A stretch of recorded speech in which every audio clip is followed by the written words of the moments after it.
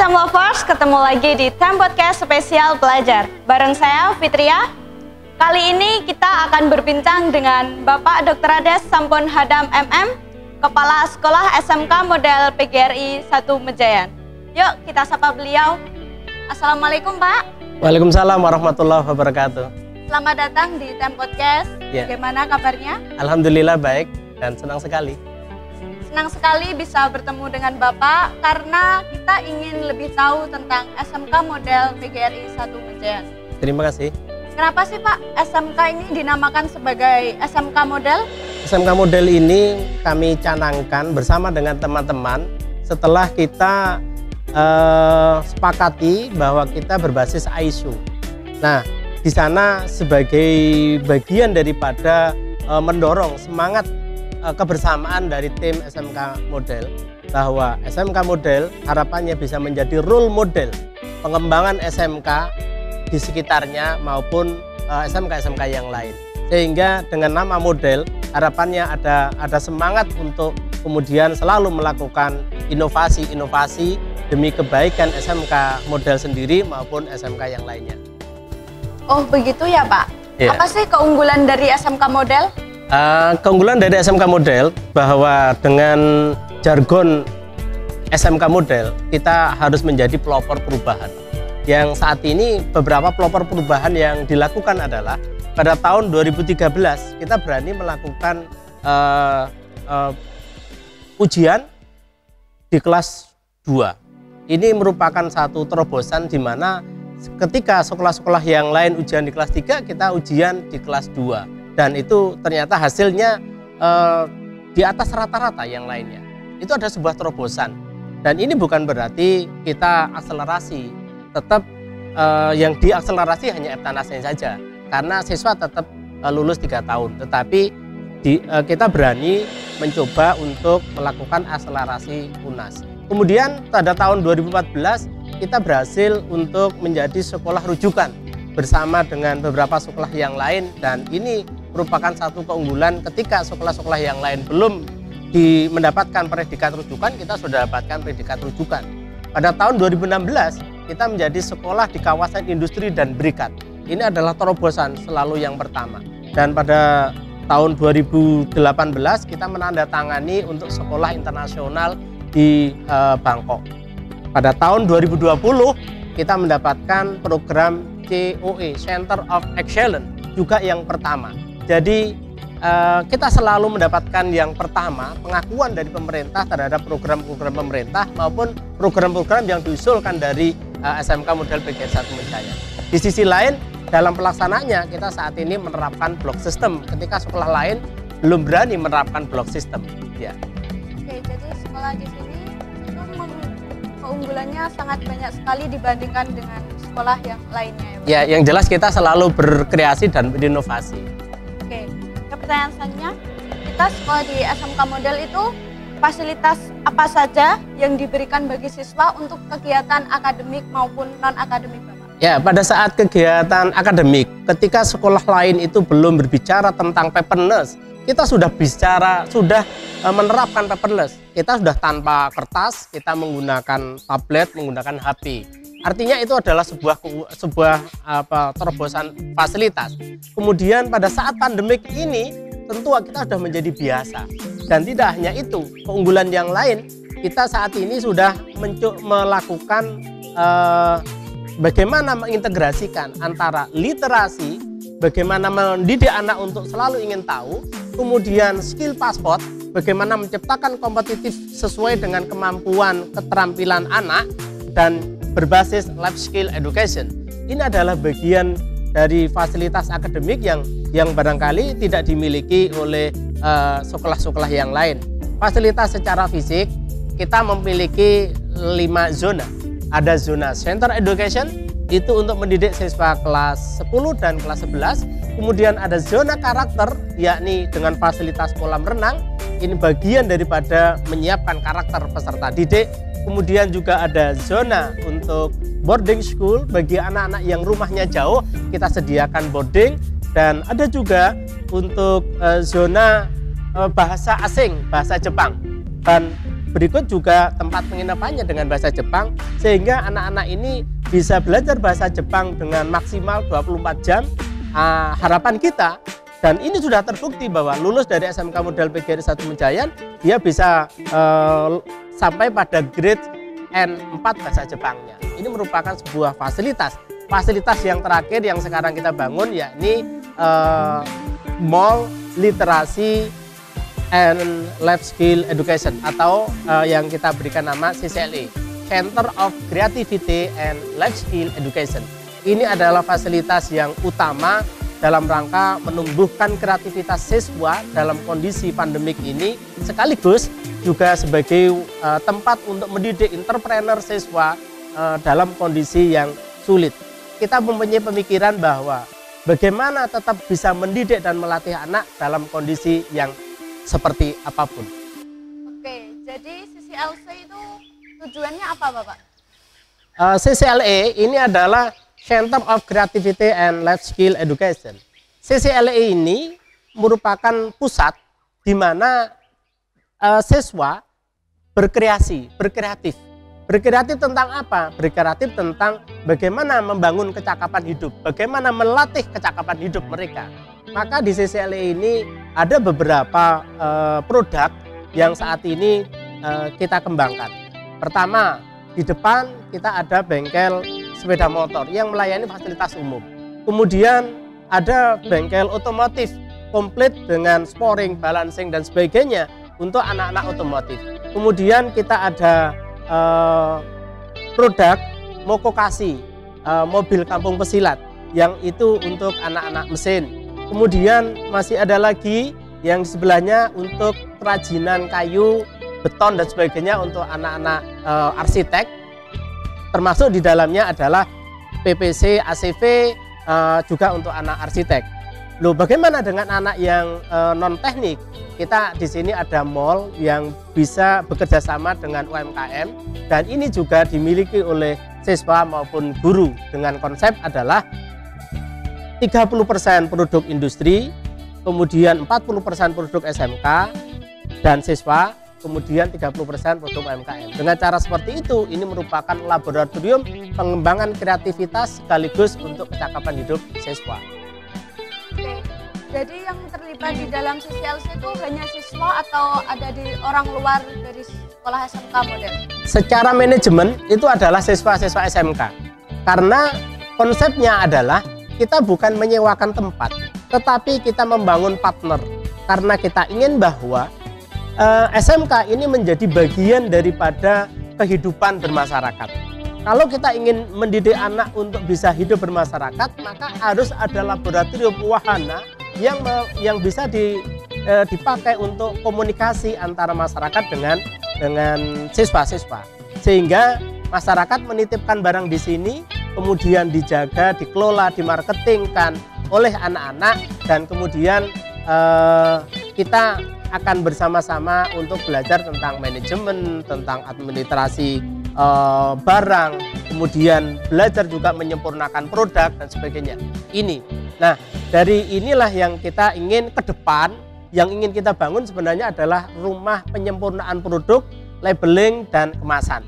Ini yang kita jujur saja membutuhkan banyak sarana, maka kami mohon perhatian dari beberapa pihak, khususnya dari pemerintah maupun para mitra yang barangkali bisa bekerja sama untuk program ini.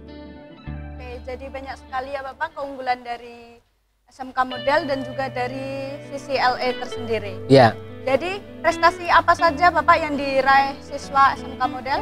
Ya, SMK Model ini tidak hanya berbicara life skill education, tetapi SMK Model secara akademik kita menjadi juara dalam beberapa lomba, yang baik lomba LKS, lomba keterampilan siswa.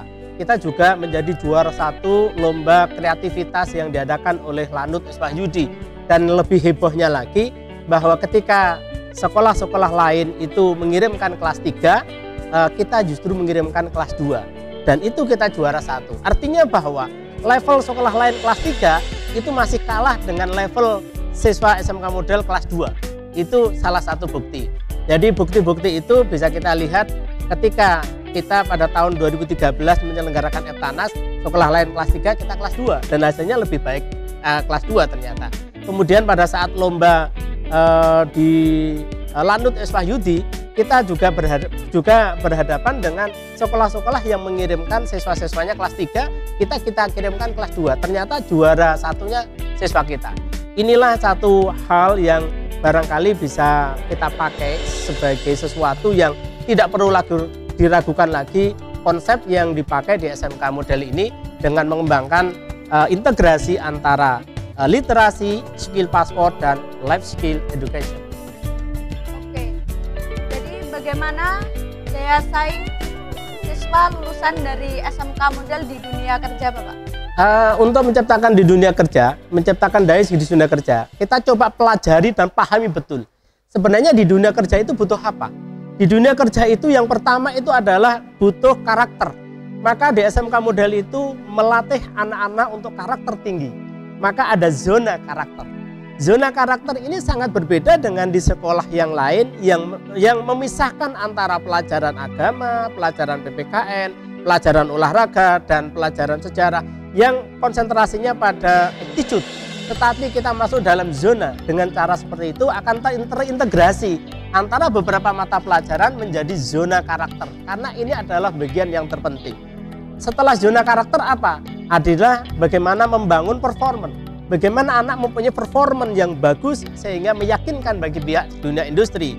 Apakah cukup itu? Tidak. Kita mengembangkan apa yang dinamakan dengan creativity.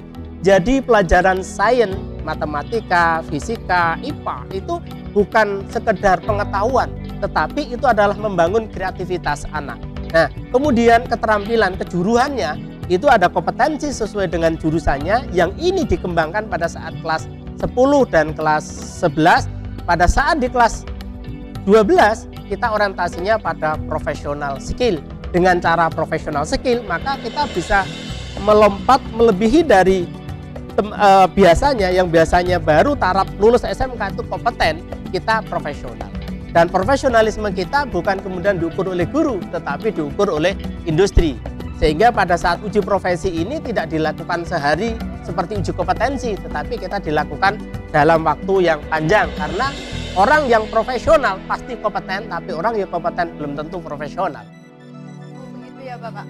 Jadi program di sini selain program karakter CCLC, ada juga program fast track. Apa sih Bapak itu program fast track? Ya, program fast track ini adalah program yang terbaru yang mendukung apa yang menjadi program Pak Menteri atau Mas Menteri, bagaimana melakukan percepatan pendidikan vokasi.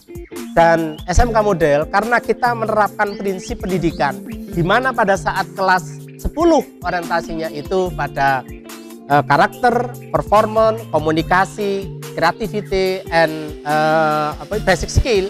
Kemudian di kelas 2 itu adalah kompetensi skill, yakni kompetensi yang ada di kurikulum itu harus selesai di kelas 2. Maka pada saat di kelas 3 itu dinamakan professional skill. Pada saat professional skill ini kita pisahkan anak. Mana anak yang mau masuk di pendidikan kedinasan seperti TNI, Polri, atau kedinasan yang lain. Mana anak yang mau melanjutkan. Nah kebetulan yang melanjutkan ini ditangkap oleh Politeknik Negeri Madiun dan sekarang ini berkembang lagi ke PENS, Politeknik Elektronika Negeri Surabaya, bahwa kita dipercaya untuk menyelenggarakan program fast track.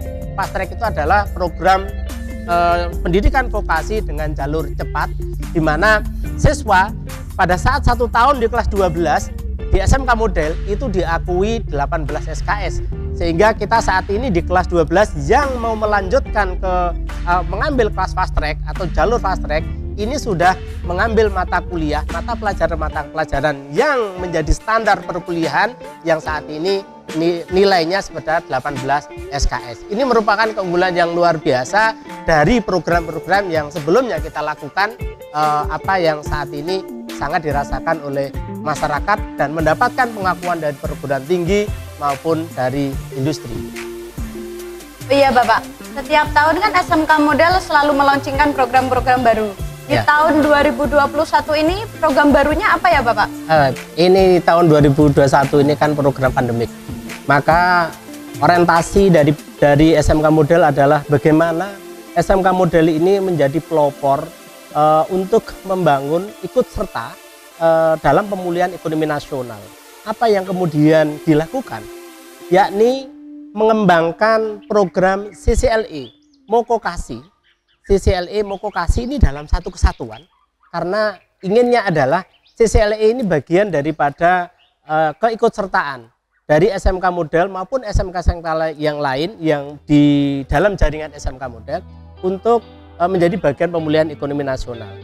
Konsep yang ingin dikembangkan adalah bahwa SMK Model ini menjadi distributor baik dari industri-industri modern maupun dari UMKM yang ada di sekitarnya.